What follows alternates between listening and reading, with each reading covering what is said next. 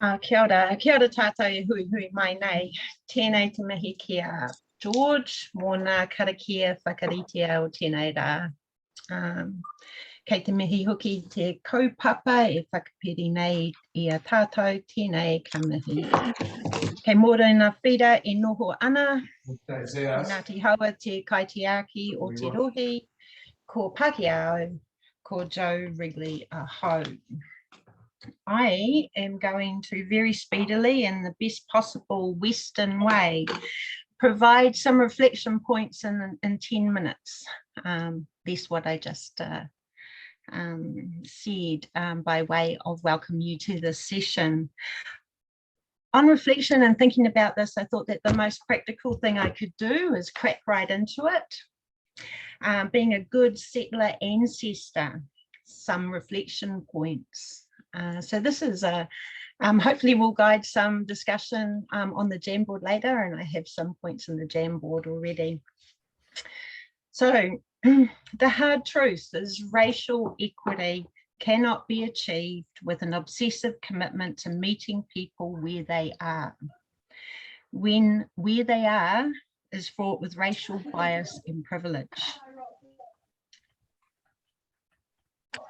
That is a quote from Paul Gorski, and it relates to a regular conversation that we engage in to gently coax along the people who haven't started the journey, or who are resistant to learning, or want to challenge and question any kind of race-based discussion, and that is to use Western terminology as well. I think that we need to understand our journey, and the journey is one of charity and understanding charity, but also understanding our own ancestry as tau iwi or Pākehā. Our settler ancestors used charitable acts to soften the brutality and violence of colonisation, and modern charities have adapted wholly to working within the constraints of capitalism, accountability, data collecting, and performative storytelling. So the conversation that I want us to have today is not one about our individual development, but one about our organisational space and racial equity, and the practice development for Tiriti or Waitangi. Inevitably, we draw an organisational map that flattens our structure because we want to walk alongside, and we reflect that in our language. And when we do that, we make the power we exert invisible in the chart. It's a slightly dishonest thing that we do with the best of intentions. Charity is an inherently hierarchical system, and it's a vertical system where resource goes from the top to the bottom. The bigger a charity gets, the greater the distance between top and bottom, and the smaller the resource that ends up in the community. One of the things that when we draw those maps, we're always talking about changing the model of engagement, and from a set of services with passive engagement to undertaking a class analysis of our work and looking at the language and values associated with it in an ongoing process. So for us as Go Eco, this has been one starting place. And I need to make the point here that the place that we thought we were starting wasn't our starting point. We've started at one point, and then we've gone back and back and back and back, because there is no start here and move forward. And that will be different for every organisation. The difference between charitable acts and what it means to act in solidarity. It's something we have to consider regularly in our work as a registered charity. Working within the harsh realities of a capitalist system that backs winners and upholds short-term contracts and contestable funding as solutions to systemic change. We play in that system, we all play in that system. But I guess the challenge that we have is, what do we do to change that system? How do we influence that? Whereas solidarity, on the other hand, is about change and acknowledging that power in communities is dynamic. Solidarity acknowledges things like inequity and environmental harm are created by a dominant cultural system. Working in solidarity opens up accountability to the communities that we work with. And to do this, we have to trust that they know the systemic solutions and respect those. This might mean we send our team to visit an occupation and take koha kai. There's no need for selfies and look at me posts. It's an opportunity to stand in solidarity, listen quietly, and do what the people need. An opportunity to consider and reflect on land back and the whakapapa of this small hapu and their rangatiratanga.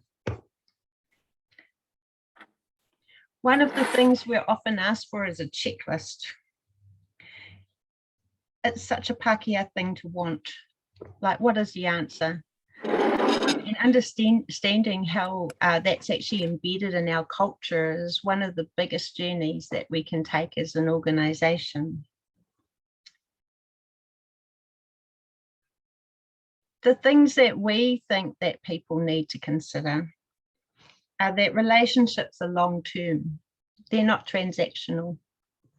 They're long-term and they're centred in every piece of environmental work that we do.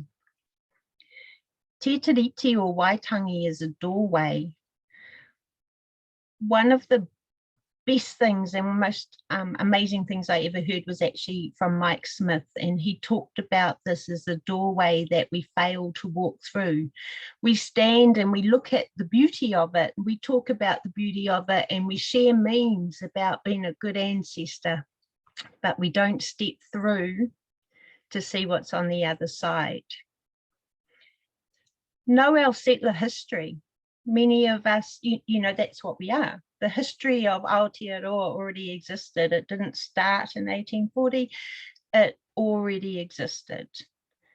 But we need to know our own history and how our own history impacts on the way that we make decisions. We need to understand our imperialistic history and the politics of how our ancestors came to live in this country. Understand systems of power.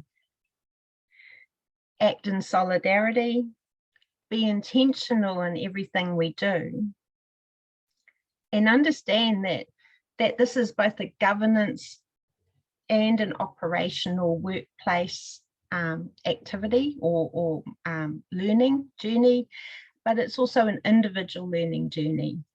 We can't just go, look,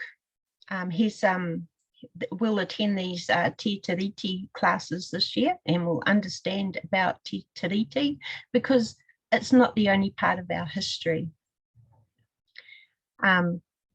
We need to read Te Tiriti and understand he whakaputanga. We need to understand that there was history before those things as well.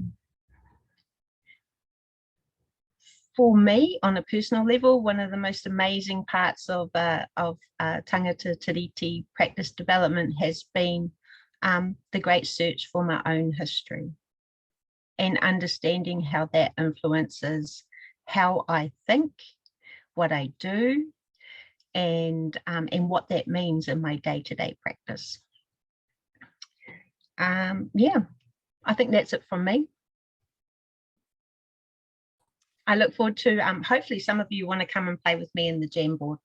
Kia ora, Jo, thank you. That's a lot to think about, and it will mean different things to each of us depending on our history. So thank you, and really look forward to hearing the rest of your korero. Next, we would like to introduce Dave. Dave is beaming into us from far away, so thank you for being with us, Dave. I'll pass it over to you. Kia ora whānau. Naku te roro no te roro kai aiwi te ora. Ka whiri te maunga nā toto o te karaiti te awa, nā haui whā te apu, nā te tiriti, te iwi, te e Māori ora. First of all, thanks, Jo. I tautoko what you said there. your words you spoke. I reflect what you say, and they went into my heart deeply. So thank you very much, Joe. So I'm here to talk about Kai resilience, how to create Kai resilience. So I'll just talk to you about my journey towards this place I'm in. I worked with kids at risk for a long time. Then I got into community gardens, where I've been a Kai Mahi at a community garden for 7 years. And then I was the operations manager at a food rescue place in Palmerston North. So when I was asked to help create a Kai resilience strategy for part of Palmerston North, I immediately jumped at it, because I assumed in my own privileged way that I knew the answers to all the questions through my experiences. And so I went into the job all guns blazing, trying to come up with solutions to problems that I didn't even know existed. And for me, the most beautiful part of the journey was the connecting with whānau, listening to whānau, and absolutely flipping the way I looked at this issue and the perspectives I had on it. So it's a real deep journey into our Māori, and understanding that I'm not there to provide solutions. I'm there to support people in their own solutions. Along the way, we spoke with many people who are in the spectrum of food insecurity, and the overwhelming theme we had was that food's not the issue. Food's a symptom of the issue. And sure, not having enough food in your house to feed your whānau is stressful, and that's how we're hoping to support whānau to have enough food so that part of their stress in their lives is eliminated, so they can deal with the real issues in their lives. And the real issues in their lives, you all know the real issues: intergenerational trauma, housing, the cost of food, addictions, gangs, crime, that sort of stuff. And that's outside the spectrum of what food is. But food can be a tool to bring people together. Food can be a avenue to break down community, to build up communities and create relationships between neighbors. So that's the real positive outcomes I'm seeing from the Kai resilience strategy that we've created. Is it's on a micro level, a whānau level, where whānau can support themselves and then support their neighbors. That's what I'm looking forward to. So if you're interested in learning what we're hoping to achieve, come to my chat. Kia ora. Thank you, Dave. And as someone who's pretty close to the Manawatu, it's really exciting to see what has developed over there. Thank you. And next we will pass over to Carla from EcoMatters. So I'll just pin you in a second, Carla, and would love to hear your introduction as well. Wonderful. Kia ora te whānau, ko Carla tuku ingoa, ko Ngāti Kahanunu te iwi, ko EcoMatters te mahi. So I am Carla, and I am with EcoMatters Environment Trust up in Tamaki Makaurau, and a big warm welcome to you all. I'd like to acknowledge Joe and Dave for your wonderful introductions and welcome, and Dave's beautiful segue into my section, which is about housing. So sustainable housing, or housing sustainability is the session that I am looking to run today, and to talk to everybody about today. So many of you will be well aware that New Zealand has substandard housing stock, and that has had a really significant impact on our whānau's health for many years. There's lots of reasons why our housing stock is substandard, but we have certainly been looking at ways that we can encourage whānau to make low-cost interventions within their homes that can actually improve the health of their home and the warmth of their home. So very important things to look at. One of the things that I really, really love about being involved in this space from our hub's perspective is it sits beautifully across that social justice and equity space, as well as the environmental factor. So it's that really beautiful merge that we talk about all the time in this sector of you can't have one without the other, and both need to be concentrated on and looked at. So, so that's what I really love about this work. The question that I wanted to put to you is, does my hub have a place with this mahi in my community? Is there a need within my community to actually talk about energy poverty and to look at real solutions within people's homes to the things that we can do to actually assist them? There are bigger pieces to the puzzle as well, and I am going to touch on opportunities within the community energy space, something that one of our sister organisations, CEN, is working really, really hard on. And I know some of the hubs that are already here today are well established in that space, but we are going to have, we're going to touch on that briefly. I want to really share EcoMatters experience and our journey in this space and housing sustainability. We concentrate on two main areas, so energy and water consumption as well. I feel like the timing to have this korero is right with the development of the Three Waters program, and I think the opportunity for other hubs to step into this space is ripe. So I want to share our learnings and our experience with you all. I want to give you some questions to ask yourself about whether this is the right place for maybe your hub to pivot and to move, or to develop a team into. And so I hope you'll come along and have a listen. And yeah, I look forward to seeing you there. Thank you. Thank you, Carla. Okay, so now come the logistics of everybody choosing which person they would like to hear a little bit more from. So we are going to split into three groups. So Jo is going to take herself off to a new Zoom room so that we can record her session. So what I'm going to do is put in the chat a Zoom link that Jess will start in a moment. So I might ask Jess to pop off and start that Zoom link now.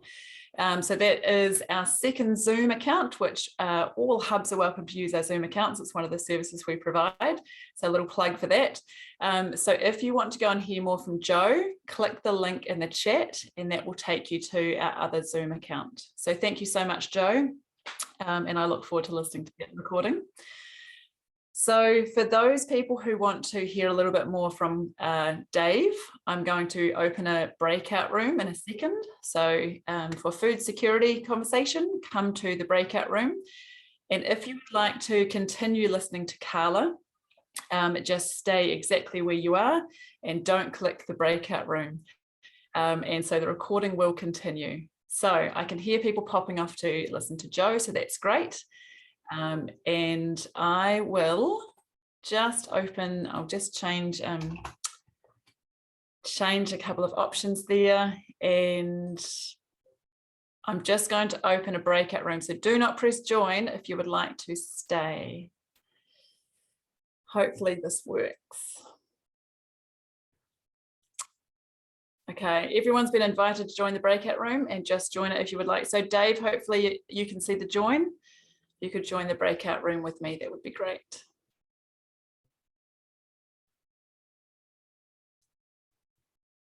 Okay, so Carla, I'll pass back over to you.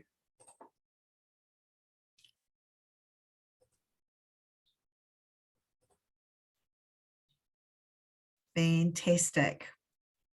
Okay. So, kia ora team, lovely to have you here. Hi, Rina. Hi, lovely to see you all, guys.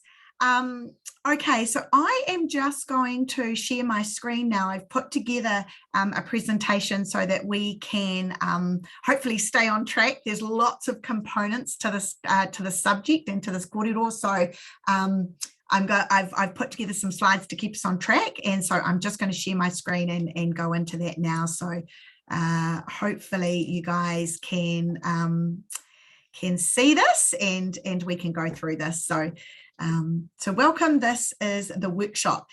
So what I was really keen to do, guys, is actually stop for some question time, make some space for some questions at the end of each slide, so that you're not having to try and hold on to your questions for a long time and we lose momentum. So I am going to stop at the end of each slide and give everybody a chance to ask any questions that they may have. Okay, so first of all, just moving into an overview.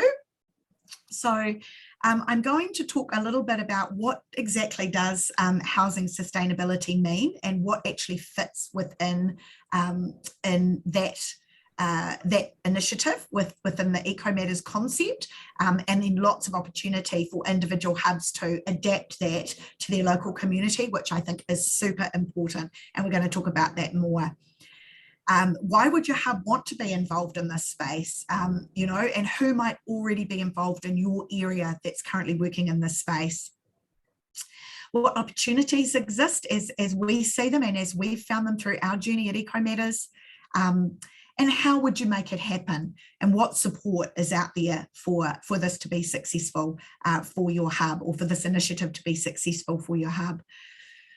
So based on that overview, guys, I am going to talk a little bit about community energy as well.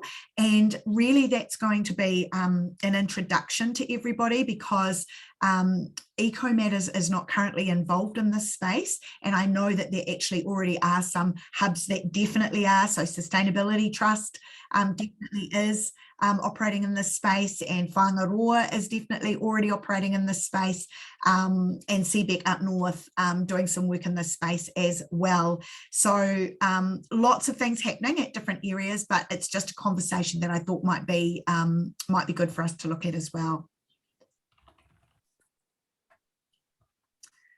Okay, team, so moving on to the very first question, what is housing sustainability?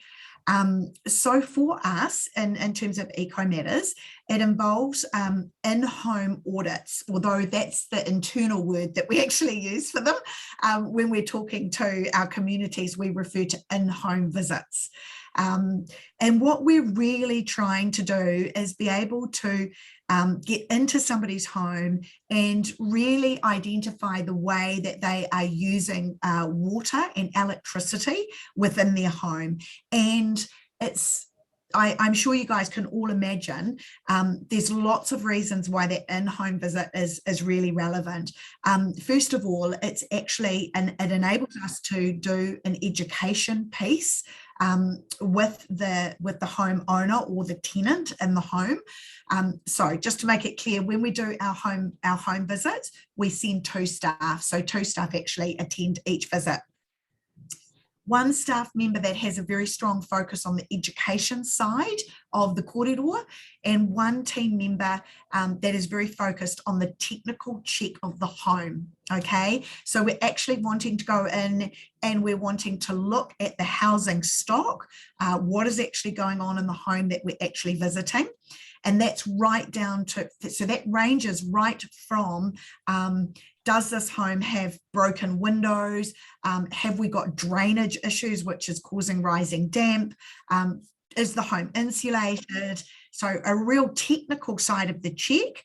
And that's going to work its way right through to what sort of appliances are in the house and when are the appliances actually being used. So throughout the day, when are they actually being used? So it's an in-home visit will take us normally between 90 minutes to 2 hours, depending on the number of questions that the whānau might have. And of course, the other really significant thing that we're looking at is how many people are actually living in the home. Have we got intergenerational living actually happening in the home? Have we got just 2 or 3 whānau actually living in one space? Has the garage been converted? So that's now been used as living space, all of those things are going to form the way that the visit will be conducted and the information that we will be sharing with that whānau. But really important to understand that there are those two aspects to the visit, very much the technical check side and the educational piece happening as well. So, you know, the educational piece, super important, because that's where we need to actually try and encourage the behaviour change that's going to make a significant difference for that whānau. So, you know, there might be lots of other ways that we can think of sharing this information, but I'm sharing with you sort of EcoMatters journey in terms of how we work in this space. The second part of our delivery is definitely around community workshops. So obviously what this doesn't enable us to do is the technical check on the home, but what it does enable us to do is the behavioural change piece. So the way people are actually living in their home, consuming water, consuming energy, what does that look like? And how can we actually support them in making some behavioural changes to the daily running of their homes that can really change their consumption levels? So with the community workshops, we aim to run the workshops for between 15 to really kind of low 20s, so 15 to 22, 25 at the max. Once you start to get too much higher than that number, guys, for workshops, it can become a little bit chaotic, because it can get quite difficult to actually hold the questions, hold the one-off kind of extreme questions that you can get when you're running community workshops, and I'm sure you guys all have experience in that space. So I would really encourage you to look at those kind of numbers as a really good guide. I have run workshops with 50 people in them, and that's really difficult, because then you're looking at using a PA system so that your voice can be heard, all of those kind of things. And I definitely, for myself, prefer to present in a situation where I might only have sort of 20 people. I don't need to use a microphone. I can move around the room. I can interact with everybody individually. So yeah, that's just a tip, I guess, on the community workshop space. So what are we looking at? You know, what are the things that we are really trying to get across in the education piece of the visit or of the workshop? It's really looking at how we can actually reduce heat loss. So one of the really significant things that we know with our substandard housing stock here in New Zealand is that we have a lot of whānau who are spending a lot of money trying to heat their home, and that heat is just escaping through an uninsulated ceiling or through an uninsulated floor, through a home that really needs a ground moisture barrier because it's faced with rising damp, and there is not one installed, through substandard curtaining. And I know it's a really funny thing to talk about curtaining, and it's awesome to see actually Susie on this call, because if I need any help in the curtaining space, she'll definitely be able to help me with that. But it's a really, really important aspect of being able to reduce that heat loss in your home. And when I talk about curtaining, it's understanding when to actually close your curtains at night and when to make sure you open them in the morning to actually get that passive heat coming back into your home. So we're really focusing on reducing heat loss, and what does that look like? What exactly is a healthy temperature for your home to actually be? What are you aiming for in terms of getting to a healthy temperature? So any of you guys that have done any work in this space will know that the World Health Organization actually set the target temperature at 18 to 20 degrees in your home. So 18 degrees if you're in a whānau that does not have children under 5, and sorry, I'm just admitting people into the room there, guys. I lost my train of thought for a second. So 18 to 20 degrees, 18 degrees if your whānau does not have children under the age of 5 and you do not have grandparents or elderly whānau living with you. So if we've got people that are in the house that are under 5 or over 70, we're wanting to bring that temperature up to 20 degrees. 18 is too cold, okay? So we want to be getting up to 20 degrees, and that's the healthy temperature range that we want our houses at. I really want to negate the myth that many of us may have grown up with of just go and put on another jumper, okay, or grab a blanket, okay, because that is not actually a healthy way to be living in our homes. What we know now through the research is that young ones in particular, breathing in really cold air puts our lungs under significant stress and just really encourages respiratory disease and conditions. And we know as New Zealanders how many of our whānau, how many of us personally, and how many of our friends and family suffer from asthma, and definitely how many of our young ones do. So I really just we're really straight up about debunking that myth about just go and put another jersey on or go and put a blanket on. That's not what we're looking at when we're talking about healthy homes. Really encouraging whānau to look at ways that they can control moisture in their homes, because there are two components that are going to lead to a mouldy home, and that is moisture and dust. Okay, and we all know about this thing now. I thought it was going to be real chill tomorrow, but it's like it's so intense. Like they haven't really helped at all. Hannah? Oh, she's on mute. Good work. Sorry, guys, I just muted Hannah there. So really looking at our whānau, understanding the importance of moisture in their homes and that leading to mould, and controlling moisture. So lots and lots of things that we can talk about in that space, but key things that we really encourage people to do is to look at blast ventilation. So that's where you're going to actually spend some time in the day, around 20 to 30 minutes, opening all of your windows to actually make sure we're letting that warm, damp, moisture-filled air out of the house and letting dry, cold air into the house, okay? So doing that air exchange is what we're looking at, and we call that blast ventilation. So we go through a component of that within the workshops and when we're actually doing our education piece with our home visits as well. We know that excessive moisture in the home is absolutely going to lead to mould, and mould is well, it's just horrific, guys, from a health perspective. I know that you probably have all read the stories that start to come out in the media as we move into winter about families existing in really mouldy conditions, and I can't stress enough how I still go into homes that are just so badly affected by mold that it absolutely breaks my heart.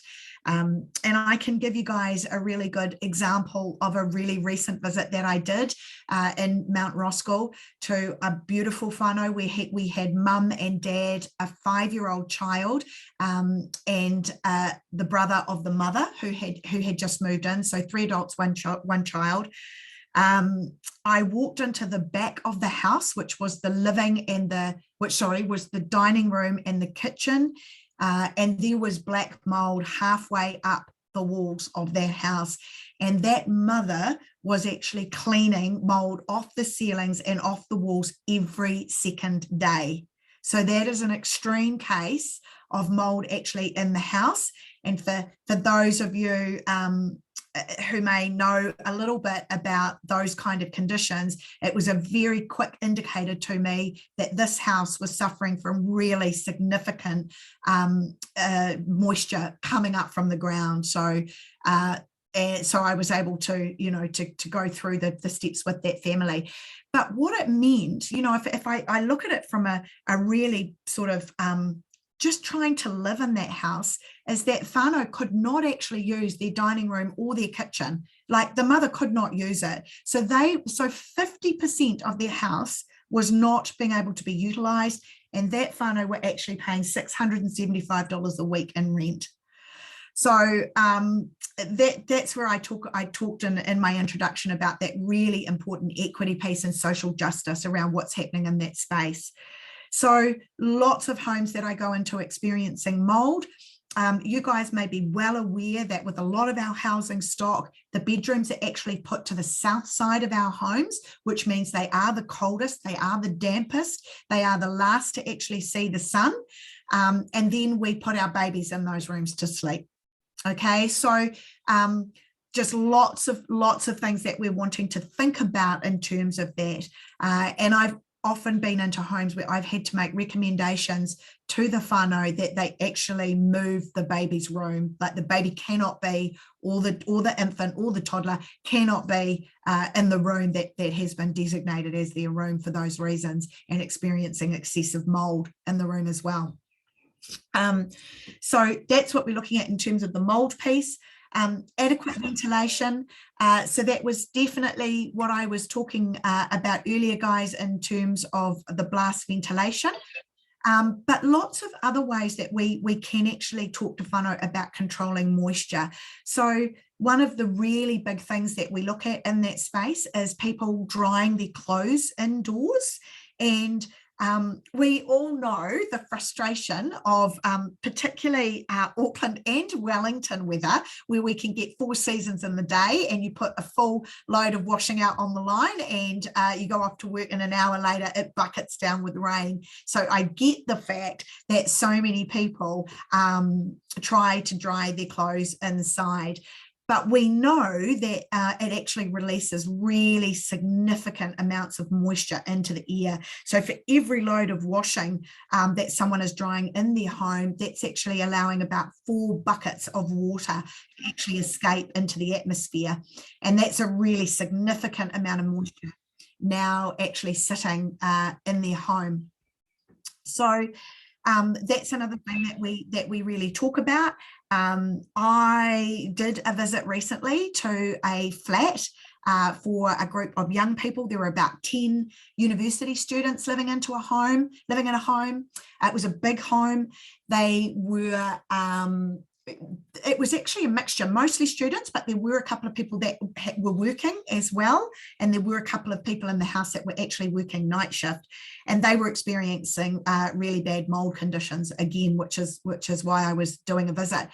And I walked up the stairs into the house, and they actually had a landing area before you actually moved into the lounge. And in that landing area, there were 8 clothes horses set up, with each of the clothes horses actually completely full of people's clothes. So straight away I was like, okay, we've got some real issues here with all of this clothes drying actually going on in the home. So really trying to talk about that as a behavioural change thing that we need to look at. And the other one, the other sort of 2 factors in that moisture control space is whānau cooking without a ventilation system. Now, under the Healthy Homes Act, that you guys will all be well aware of, I'm sure, it is now a requirement of landlords that they do actually have working ventilation systems in kitchens.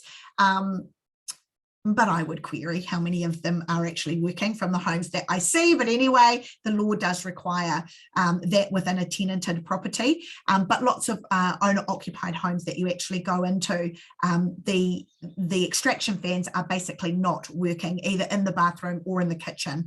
And the way that I test for that is I just walk in, I switch the ventilation fan on in the bathroom or in the kitchen, and then I hold a piece of paper, just an A4 piece of paper, up to the vent. It should suck it up very easily. That's a clear indication that it is working properly. If it doesn't, it is not working to the way that it needs to be. So when our whānau are actually cooking, we want to make sure they're turning on the extraction fan and they are actually putting a lid on their pots. Okay, so super important that they're actually doing that. We have lots of our whānau bubbling water away to cook their potatoes or to cook their rice, and the water's all just going into the atmosphere. So again, some really basic tips. It's really interesting because, of course, once you say it to people, they're like, oh, of course that makes sense. But it's not until you know that they recognize that that's something that they can very, very quickly change in that controlling moisture area. But the adequate ventilation is super important, that we're changing out that air and making sure we're getting rid of all of that, warm, damp air, changing it out with cool, dry air that we can then easily heat. Reducing water consumption. So this is a really big one, guys. And I do just want to make it clear that we actually do separate visits for energy and for water consumption. If we are in a situation where a whānau do need both, then we do need to actually allow more than 90 minutes to actually do that visit. So you'd probably be looking much closer to 2 hours, maybe even 2.5 hours, if you're actually going to address water consumption and energy consumption in the same visit, okay? And then there's a whole piece that we do around water consumption as well. That is things like testing flow rates on the taps, the rate of their shower, so their shower flow, how fast that's actually flowing, and then the way that they are actually using their appliances, so particularly their washing machine and their dishwasher if they have those in their homes. And just talking to them about what that actually looks like. Some really big things there. We know that the majority of the water usage is actually happening in the laundry for most of our families, and then followed closely by the bathroom. So some key things that we're looking at there is to making sure that our families are actually, that our whānau are actually doing full loads of washing. Like, it's really amazing how many houses you go into or how many whānau you visit, and mum is just, it's mostly mum, sometimes it's dad, but it's mostly mum that we're visiting, into a habit of just doing a load of washing every day. But and all of us that have had toddlers or little kids know that that's real. That's a real thing, that you're doing a load of washing every day and a full load of washing every day. But it's really interesting to see how often that habit just stays, and they're putting a load of washing on that is not full. The washing machine is only half full. So just looking at those kind of things within the family setup and within the way the family is working. And then showers and baths, obviously really trying to encourage people to get to that 4-minute shower time. And we really talk to people about what does that look like when you're having that conversation with your whānau. And then actually moving water consumption to outside. So what does that look like in terms of their gardening? What might that look like in terms of actually doing some rainwater harvesting and starting to enter that conversation with our whānau, and even reuse of grey water as well. If you're watering non-edible gardens, you may want to actually, for example, be using their grey water to water their gardens or their flower beds, that kind of thing. Washing their vehicles or cars, all of that entire piece actually coming into that water consumption. And then if we have time, obviously really keen to start the conversation about waste. And really on that piece, from our perspective, really just honing in on what's happening with recycling and starting to talk to whānau, if they're not in that space, about food scraps and composting. So a conversation that we like to have about waste as well. So that feels like I've spoken a lot around housing sustainability and what that looks like for EcoMatters. And I'm just going to hold some space now for any questions that you guys might have. So please just take yourself off mute if there's any questions that you'd like to fire at me.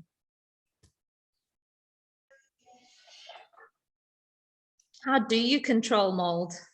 Do you have to get professionals in to re-jib or what? Paula, you're absolutely right, sweetheart. So if we go into houses that are experiencing black mold, what we do know is that once mold has actually taken hold, the spores are actually through the paint, they're through the wallpaper, they're into the jib, and they're actually growing inside the jib. So there's this unseen part of mold, particularly black mold, which is hugely concerning. So what we often get is we've got whānau that are desperately cleaning their roofs or their ceilings every week. The mold and the spores are actually still inside the room. So you're absolutely right. The only fix for it, absolute fix for it, is for eventually for the jib to come down and to be replaced. And as you can imagine, that's not greeted well from a lot of landlords. So they will do anything to avoid that, including going in and just repainting houses over and over and over again to try and hide it? Great question, Paula, thank you. Anything else at this stage, guys, that that you want to ask the question of? No? Awesome. Thank you. How do you, is the rest of your presentation, how do you actually go about helping them adjust their behavior to be more sustainable? What are the solutions? Is that next steps? Yeah, I am going to go into that.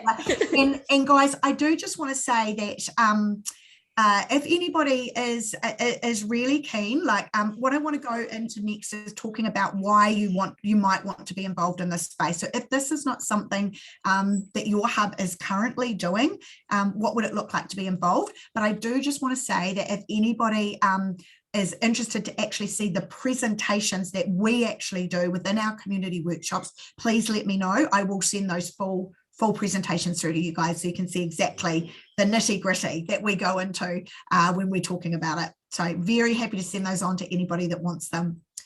But the next slide that I want to go into, guys, is so why would your hub want to be involved in this space?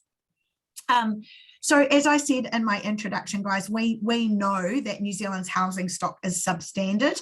That is really around, you know, years and years and years and years of our building standards, actually our building code being to minimum standards, and I think that's a really important point. So many of our homes in years gone by have been built to very minimum standards, and for any of those of you whose hubs are involved with CEN, you'll know that the Community Energy Network has really been front and centre in trying to bring those minimum standards up so that our homes are fit for purpose, really, for humans to live in, okay, and for us to remain warm and healthy. But around 300,000 New Zealand homes still remain uninsulated, damp and cold, and that is despite a program, and Susie, you might be able to help me out here, but my recollection is that EHA's program for insulation, so retrofit insulation I'm talking about here, this is going into existing homes and retrofitting insulation in the ceiling and underfloors. That program's been going for 15 years now, Susie. Is that, is that about right? Where are we? We're at 19. Oh,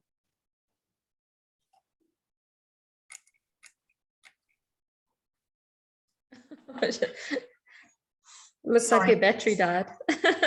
Oh, it might have done. It might have done.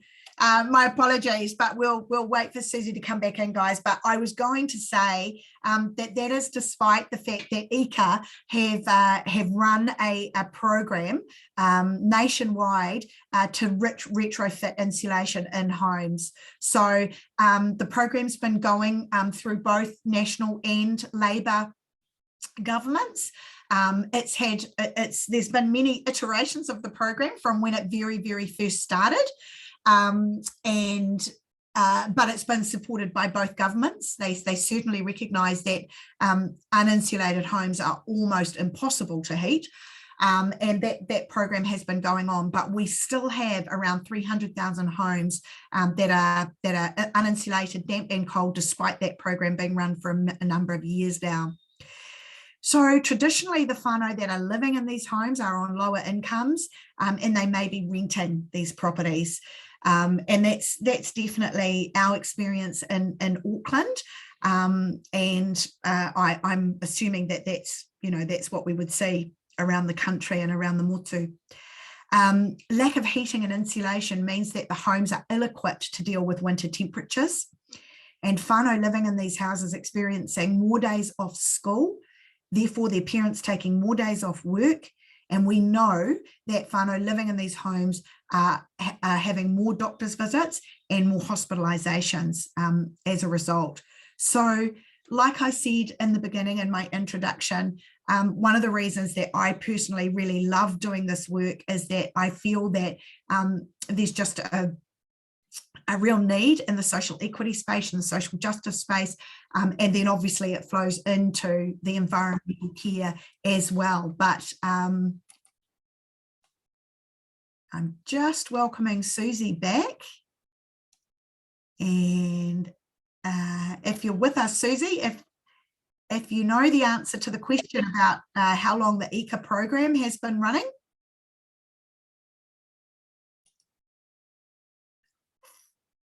Let's see if I can find her.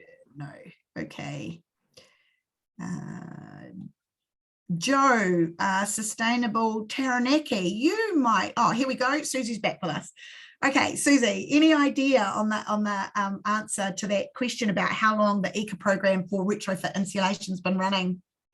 Sorry, for some reason my computer decided to shut down as soon as I started talking, and obviously didn't want to listen to me.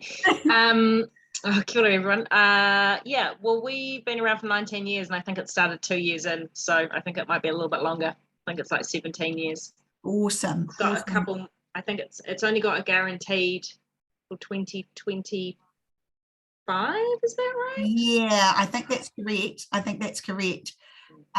We've got Joe on from Sustainable Taranaki. Any idea, Joe, in that space? Have you? Is your hub currently involved? Sorry, say that again. No, I don't know, I'm afraid. Okay. Joe's breaking up for me, guys. Sorry. There's definitely. Can you hear me? Yeah, we can now.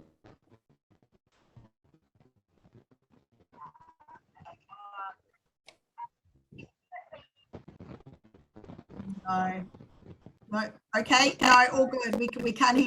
Yeah, no worries. That's absolutely fine, guys. So about 17 years that the program has actually been, the ECA program has actually been running for. And for those of you that may not be familiar with the program, and as I did say right at the very beginning, there's been lots of iterations of the program since its inception 17 years ago. But basically what it does is it does enable homeowners to get a partial subsidy to retrofit their home with insulation. So it's a really good scheme to be able to get our housing stock into a better condition. But, you know, yeah, still a lot of work to be done. As Susie said, we've got another 3 years on the program to run. So there's still a lot of homes out there being worked on. So yeah, my question to you guys is that if you feel that this is something from your hub's perspective that your community would benefit from, then I guess the question is this something that our hub might want to be involved in? Some other things that I think are really important is the concerns around heating costs result in what specialists in the housing space called lounge sleeping. I call it Marai style, but they call it lounge sleeping. So that's a situation where a whānau can only afford to heat one room of the house through winter. So they heat the lounge and everybody actually moves into the lounge and sleeps on couches and mattresses on the floor. Unfortunately, that can see a situation of overcrowding, and certainly in many homes where with the rent costs as they are at the moment, we've got lots of situations where 2 or 3 whānau living in one house, so overcrowding existing. We know that for our Pacifica and Māori whānau, this can mean exposure to strep throat and the development of rheumatic fever.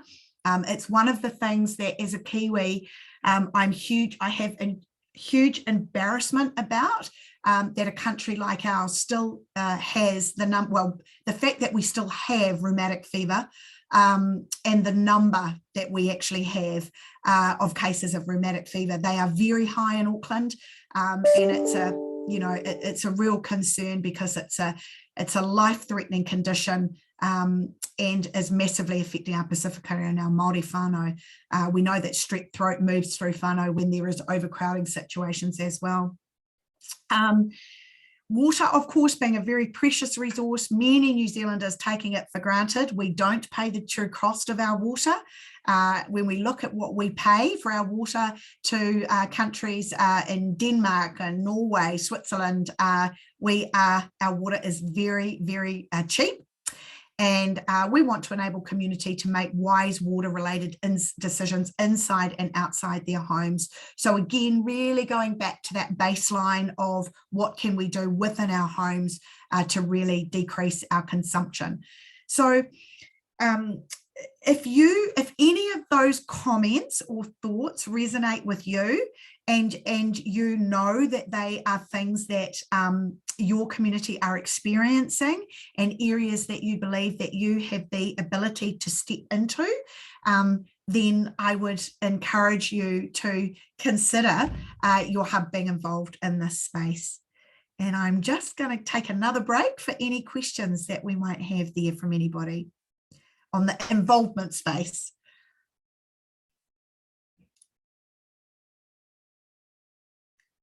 Do some of those comments resonate with you guys in terms of reasons why you'd want to be involved?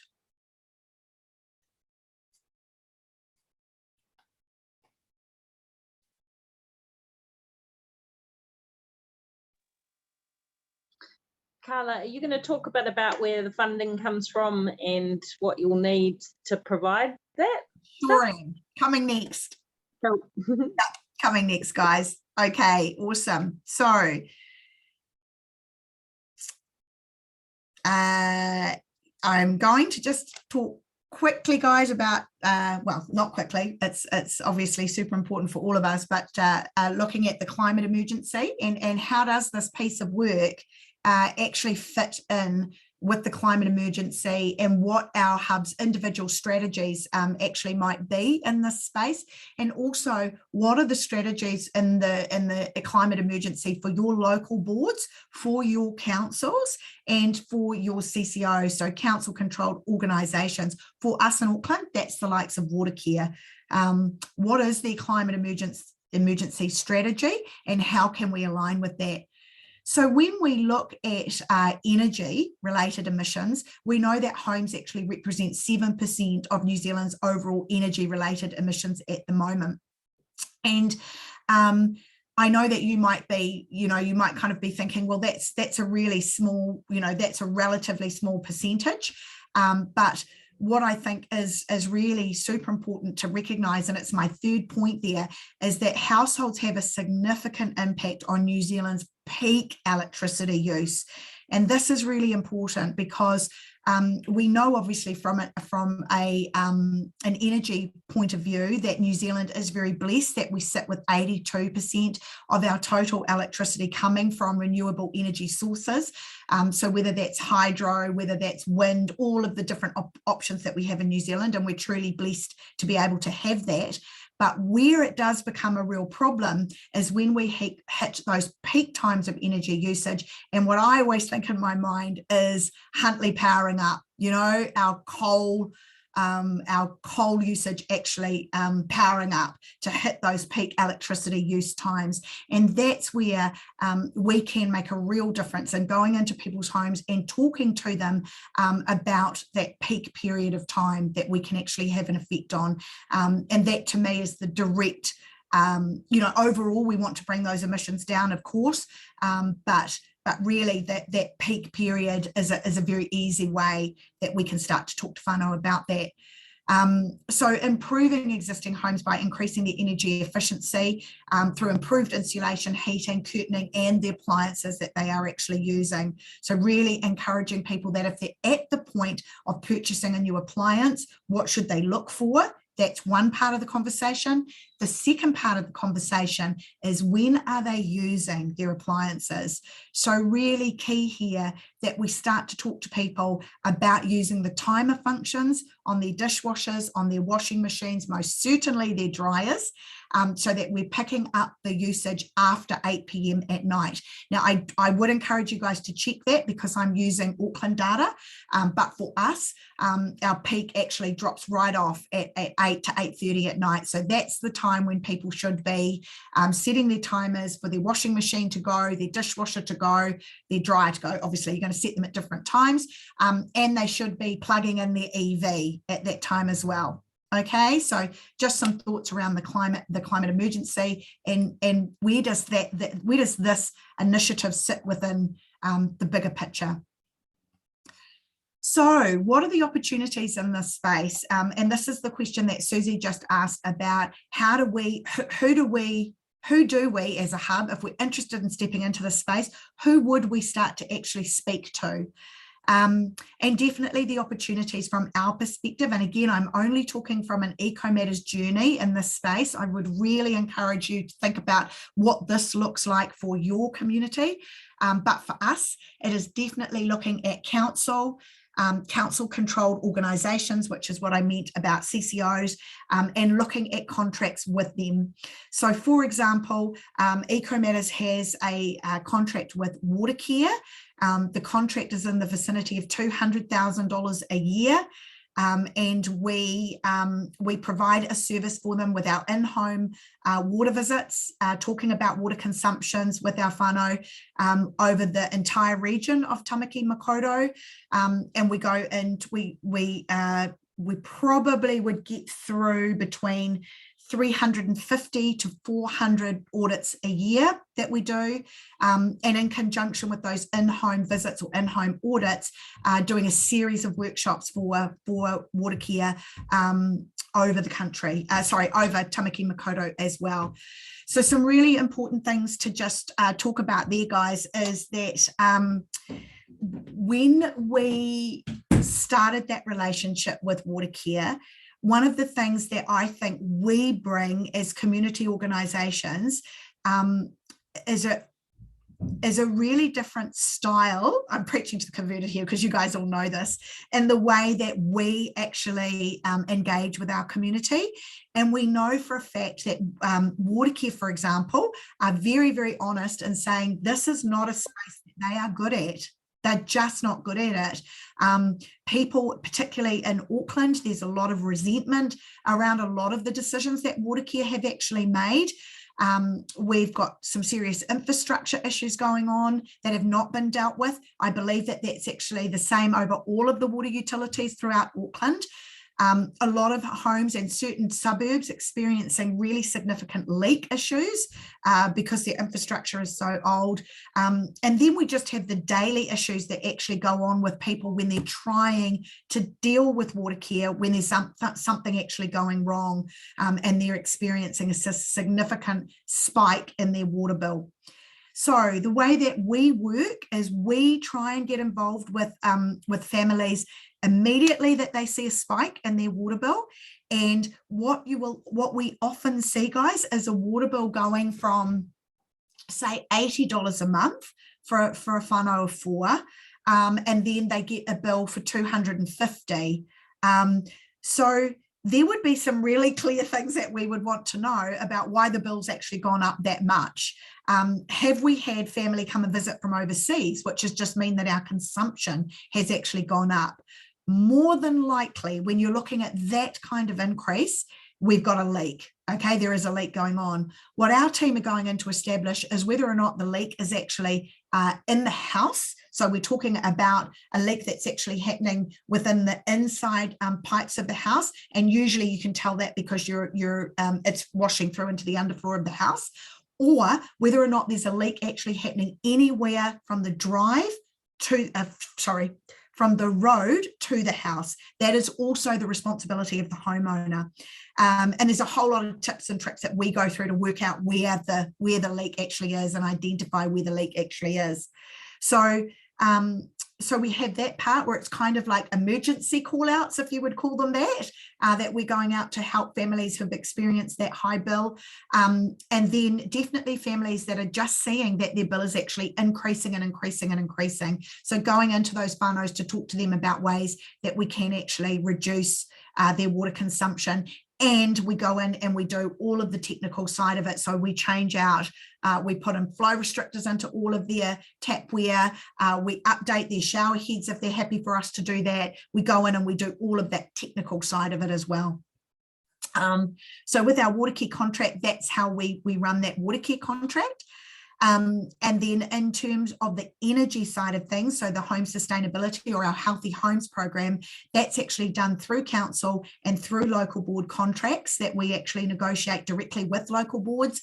And if we're delivering workshops, our fee for delivering workshops will be anywhere at around $2,000 per workshop that we actually do, and we will contract out to do between normally 6 to 8 annually for each of the local boards in our area. So for us guys, that's 5 local boards that we currently have on board with our programs, and so our 3 Western local boards, and then 2, actually there's 6, so 2 central and 1 southern. So the only thing that I would say about that is it's super important that you are just checking whether or not you've got any other not-for-profit organisations currently working in that space. If you're wanting to move into a local board area where you haven't worked before, in other words, please don't step on any other not-for-profit's toes and move in to do work that they may already be doing. Please do your research and make sure that that doesn't happen, because that's not where we want to be moving. There's plenty of work out there for everyone. So those contracts are what we do with our local boards. And then for Auckland Council, we run the Healthy Homes program, which is actually going into people's homes and doing that very first energy home visit that I talked about. So within that, again, remember I talked about the fact that we have the education side and one of our staff doing the education piece with the homeowner and another person doing the technical checks. So that person doing the technical checks is going to be going right through everything. So we're going to be checking whether or not there's insulation installed. So we're climbing up into the roof to actually have a look at the roof cavity and check what sort of insulation is in the ceiling. We're climbing underneath the house to check whether or not underfloor insulation has been installed and whether or not there's need for a ground moisture barrier to be in that property, right through to circular checks of the property to check that there's no drainage issues, or there might be drainage issues. We're checking the weather tightness of weatherboards, windows, whether or not there's broken windows, and a really, really big thing, whether or not the spouting is actually working the way that it should, or we've got breaks which are causing a deluge of rain or water to pool in one area of the house. So all of those kind of things that we're looking at on the exterior of the house before we move into the inside of the house. Each of those homes that we go into, we offer each of the whānau a pack of interventions, which probably sits at a value of about $150 per house that we go into. They include things like a cylinder wrap. So we wrap their hot water cylinder. If it's an older cylinder and if it requires it, we'll wrap their water cylinder. We'll do pipe lagging as well. So that's where you're going to wrap pipes coming from the hot water cylinder with insulation, a special type of insulation that's going to run through, keeping that water nice and hot as it enters into the house, decreasing the amount of electricity someone's needing to use. We go in with things like hygrometers so that families can actually be able to ascertain the temperature of their rooms and the humidity level. That's super important. We sit down, we show them how to use that hygrometer. We take really simple things like door snakes to stop drafts coming in. And we got low flow shower heads. In some instances, guys, we do talk to people about using bubble wrap on their windows. So some of you may have seen that actually used, and that is often a really positive and easy low-cost intervention that we can do for properties that are rented. Okay, there's very few homes in Auckland that have actually got double glazing. I know as we move down the Motu, we have more, we do have more houses that have got double glazing, but it's rare in Auckland at the moment. And so we really do talk to people about how they can use bubble wrap over the winter months. It does make a significant difference. And in any whānau where we have the time, we install it ourselves into their children's bedrooms. So we go ahead and do all of that. So all of these sort of this package of low cost interventions that we take to the family, including we make up spray bottles of a vinegar water mixture and take along cloths for families that are experiencing low level mold to deal with that, and try and talk to them about really minimizing their chemical use within their homes as well when they're dealing with that mold. So lots of things there in terms of the local board contracts. Another thing that I would encourage you to try, this is not something EcoMatters has actually done, but DHB contracts.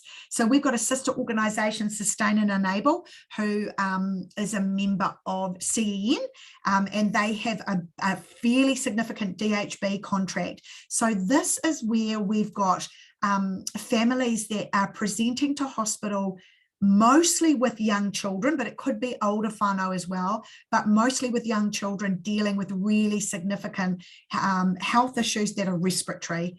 Okay, so often by the time they present the second time, definitely the third time, the DHB is saying, okay, hang on, we need to look at the conditions this child is returning home to. And so then they'll call in an organisation like ours to go in and do a report and to check exactly where the whānau are. So that's another area that you might want to consider tapping into and looking into as an option. And last but not least, guys, there is definitely a space in the social enterprise area for this.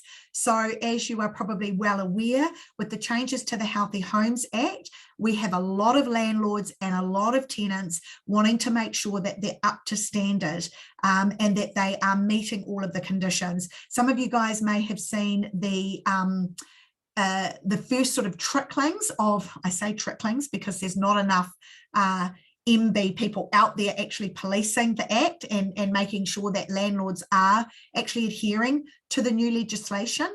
But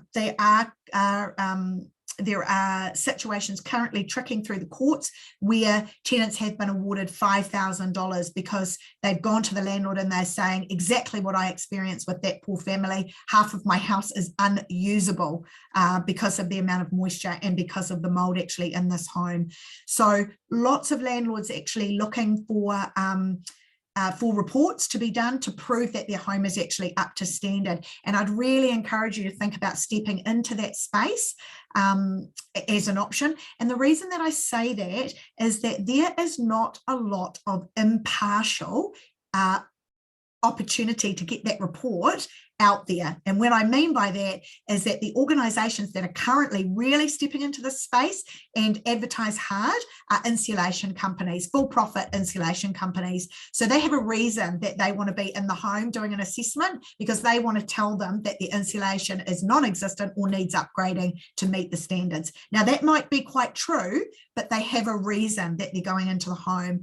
And I really think that there is a space for us as community organisations to be taking that real impartial view into a household and actually doing the audit or doing the report for either the landlord or the tenant. We get asked by both to go in and do that. So we charge $250 per visit that we do for this piece of work. But again, I would really encourage you to not to set that where you feel comfortable within your community, because I know that there definitely are organisations that charge a lot more than that. And then, as I say, the commercial organisations that have something to win out of it only charge $99 to do their report. So we've got to, you've got to find your happy medium.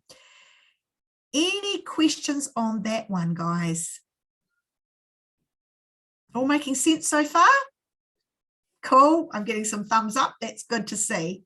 Thank you very much. Do you have any information about the differences in like weighing things up between like changing to gas and those kind of options, not necessarily for renters, but more for homeowners and wanting to like invest in creating your house to be a lot more sustainable, or you know, like comparing what actually is in the long run more sustainable for the environment?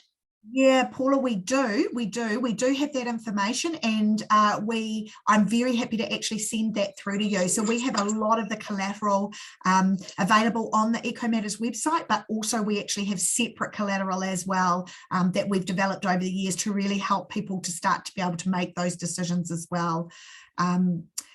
So yeah, so that's what we're looking for in terms of opportunities. Now, as I say, guys, this is very tailored to EcoMatters journey, and that's what I'm sharing with you. I would really encourage you to look at your community and think of what other options are out there for you in that space.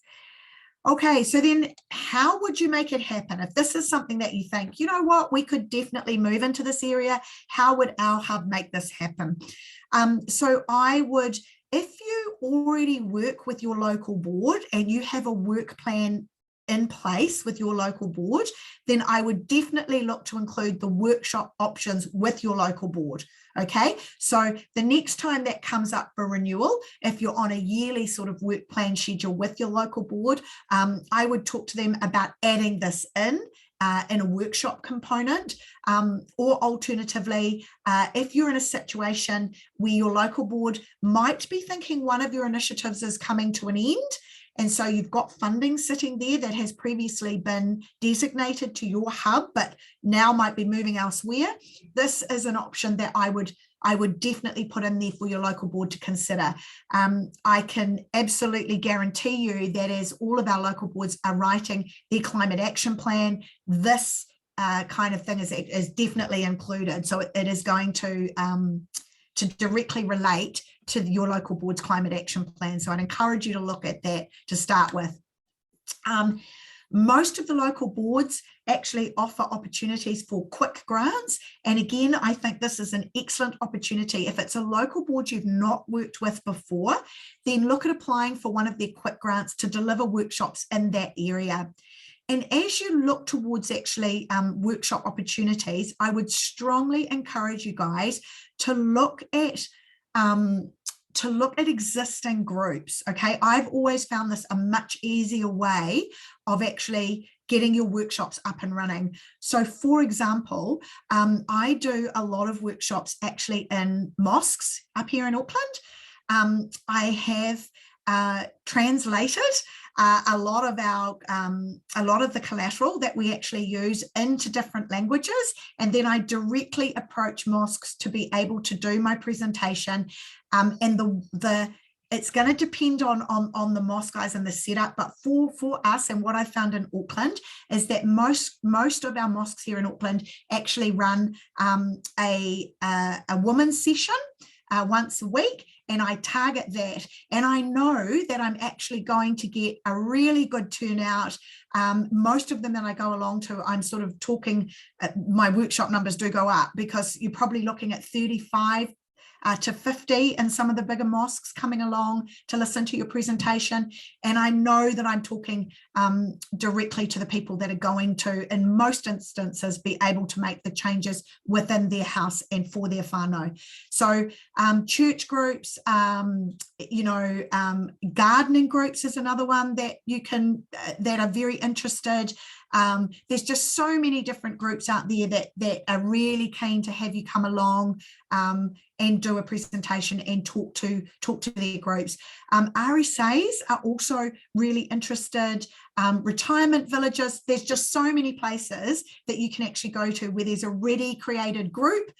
They already have a meeting time, and you're going to commandeer one of those meeting times to go and present your workshop. So I'd really encourage you to go down that path, as opposed to trying to start a workshop from fresh and advertising for it. Because despite the fact we've played around with the title of these workshops a million times, they're not exactly sexy. They're quite difficult to get people along to. But once you've got an engaged group, they're awesome. Plunkett is another one that's really, young mums really keen to hear this kind of information as well. So lots of things that you can do in that space. I would encourage you to try and set up a meeting with your energy retailer and talk to them about funding in-home audits for families that are experiencing energy poverty. Family, or what they will call people that they've got a term for it. Susie, you might know what it is, but basically people that are late payers, people that don't pay their energy bill on time. They have a special name for those people. We know that they're actually nearly always families and whānau that are living in energy poverty. Really encourage you to try and take up that discussion and have it with your energy retailers.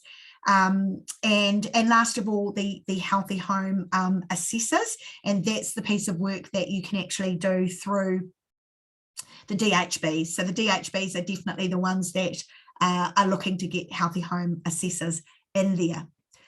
So what support is there for you to be able to get this project or this initiative off the ground?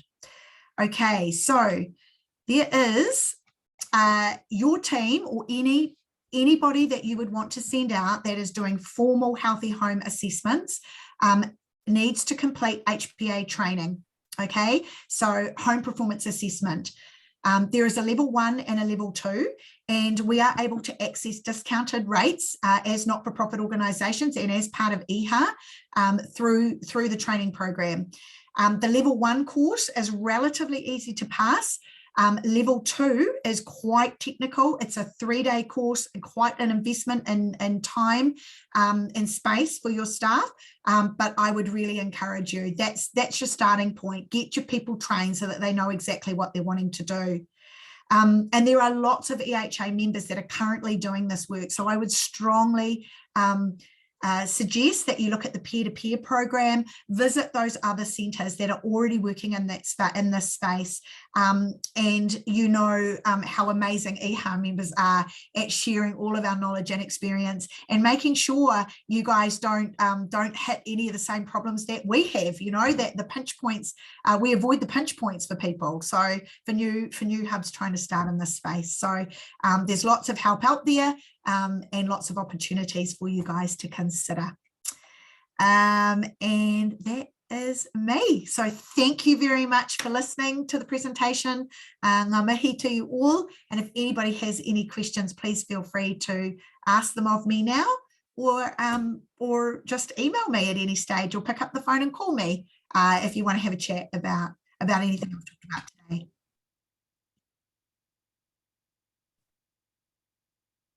Carla Rees here from down in South Canterbury. I'd be very pleased to follow up on this because we've already got a partner locally, which is from the commercial world, who are doing house insulation on a big scale and have a very good philosophical link.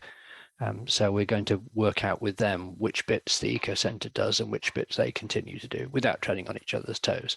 But warmer, dry, healthy homes is definitely an issue for us down in Timaru. Absolutely. Absolutely.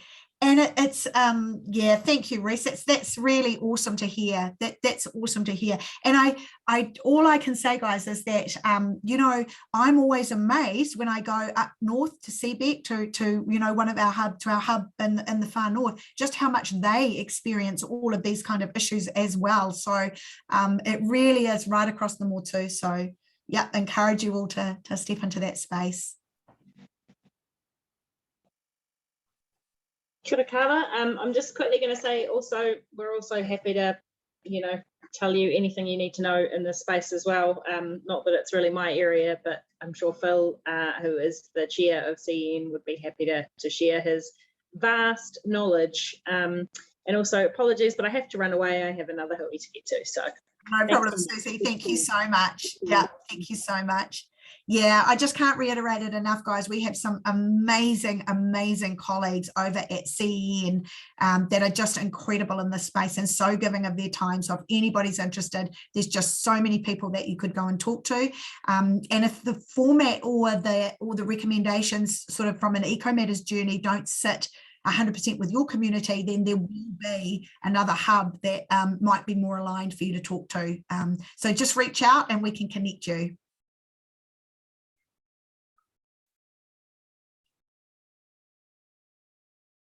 You might want to stop sharing screen and we can reconnect. Sure. Lovely. There we go.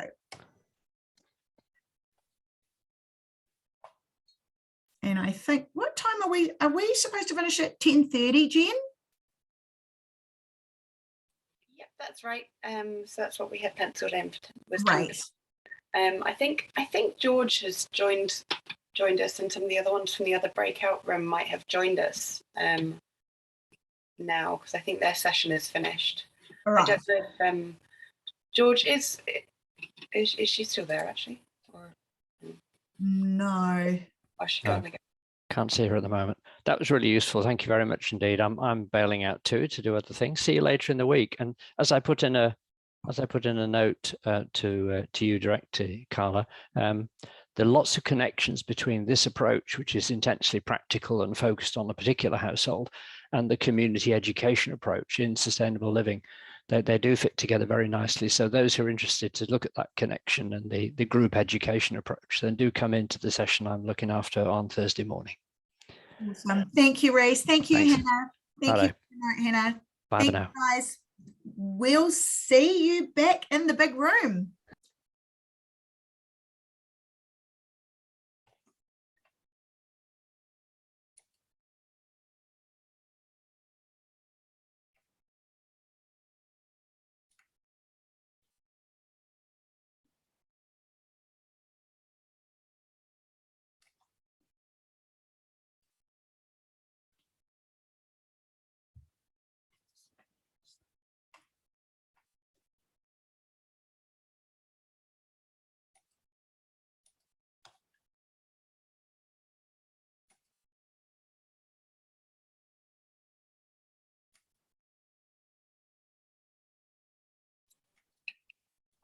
So Carla, I'm just trying to figure out, it looks like they've still got the breakout room open.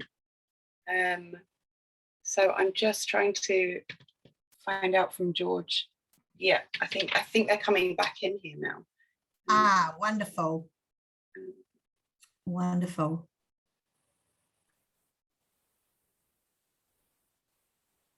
Yes, I think they are. I think they're coming back in here now. Yeah.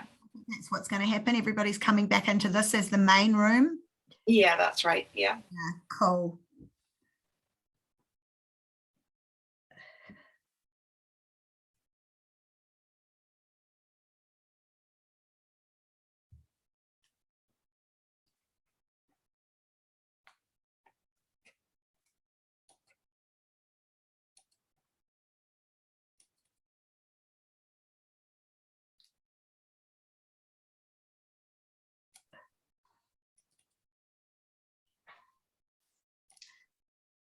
Apologies, Carla. My computer battery finished unexpectedly. Can you perhaps put your contact details in the chat? Absolutely. Absolutely. No problem. Thank you.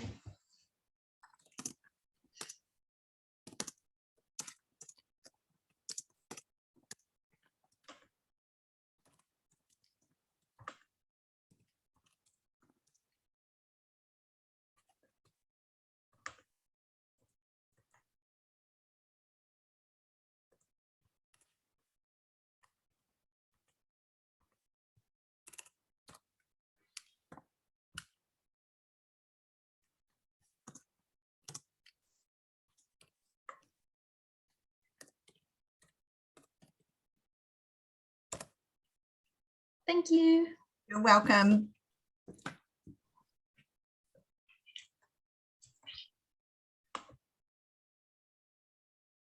Although you're nice and close to me, Paula, we can catch up for a coffee. Yeah.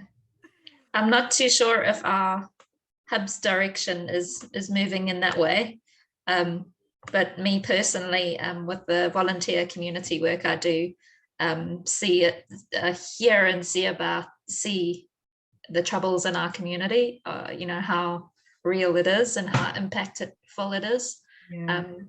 Yeah. To community members who are trying to grow their own food and stuff like that, but just health concerns because of the place that they're staying in. And I'm like, pitch a tent rather, damn it. I know.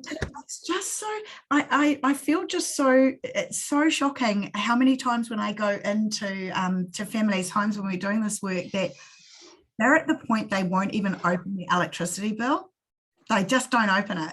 And I'm just like, oh, like it's just so shocking. So yeah, and look, that's all just going to get worse as the cost of living increases. All of these things are just going to add, significant stresses, financial stresses for our whānau. So I always think that it's such an awesome thing from our perspective to know that we're going to be making a difference for the environment and for climate action from our perspective and what we're doing. But for them, it's a very real financial saving, and that's an awesome outcome, Definitely really positive impact holistically.